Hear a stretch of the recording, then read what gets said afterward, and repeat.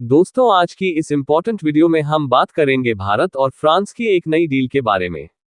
भारत और फ्रांस पुराने मित्र हैं और दोनों देशों के बीच बिजनेस डील भी होती है। अब भारत सरकार और फ्रांस के बीच Rafale marine fighter jet Rafale M की डील होने वाली है। जैसा कि आप स्क्रीन पर देख सकते हैं, भारत और फ्रांस के बीच राफेल मरीन फाइटर जेट की डील होने वाली है। 50,000 करोड़ रुपए की इस डील से भारत को 26 राफेल एम फाइटर जेट मिलेंगे, जिन्हें इंस विक्रांत और इंस विक्रमादित्य पर तैनात किया जाएगा। फ्रांस ने इसके लिए जारी टेंडर के हिसाब से पिछले साल दिसंबर में ही अप्लाई किया था। इस फाइटर जेट के आने के बाद भारतीय एयरक्राफ्ट वॉरशिप पर तैनात मिग-29 के फाइटर जेट्स को सपोर्ट मिलेगा।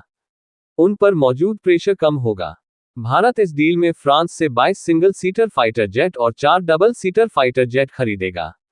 Double seater fighter jet training के लिए काम आएंगे। राफेल एम एक मल्टीरोल फाइटर जेट है। दक्षिण एशिया की बात करें तो भारत और चीन के अलावा किसी अन्य देश के पास एयरक्राफ्ट कैरियर नहीं है। तो मित्रों, बात करेंगे भारत के हिंदुस्तान एरोनॉटिक्स लिमिटेड सुखोई 30 और फ्रांस के राफेल एम फाइटर जेट की। सुखोई 30 जेट और राफेल एम जेट की कंपैरिजन से समझिए। सुखोई 30 जेट 72 फीट लंबा है, जबकि राफेल एम 50.1 फीट लंबा है। सुखोई 30 को 2 पायलट मिलकर उड़ाते हैं, राफेल को 1 या 2 पायलट उड़ाते हैं। जहां सुखोई 30 का वेट 24,900 किलोग्राम है, जबकि राफेल का सिर्फ 15,000 किलोग्राम है, यानी हल्का है। सुखोई 30 फाइटर जेट की 9,400 लीटर फ्यूल कैपेसिटी है।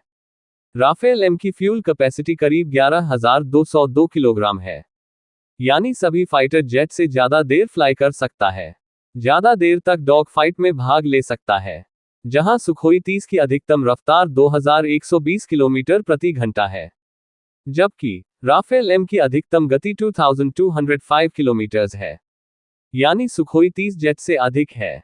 सुखोई 30 की रेंज 3000 किलोमीटर है, जबकि सुखोई 30 करीब 57,000 फीट की ऊंचाई तक जा सकता है, जबकि राफेल एम 52,000 फीट की ऊंचाई तक जा सकता है।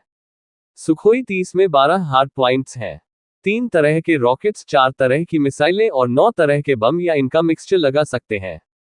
इसमें 30 मिलीमीटर की गन है, जबकि राफेल एम में 30 मिलीमीटर की ऑटो कैनन गन लगी है। इसके अलावा 14 हार्ड पॉइंट्स हैं। इसमें 3 तरह के हवा से हवा में मार करने वाली मिसाइलें, हवा से सतह पर मार करने वाली 7 तरह की मिसाइलें, एक परमाणु मिसाइल या फिर इनका मिक्सचर लगा सकते हैं। भारतीय नौसेना के अधिकारियों ने बताया है कि राफेल एम को एक अंतरिम रेमेडी के रूप में शामिल किया जा रहा है और समय के साथ इसे सप्लीमेंट बनाया जाएगा।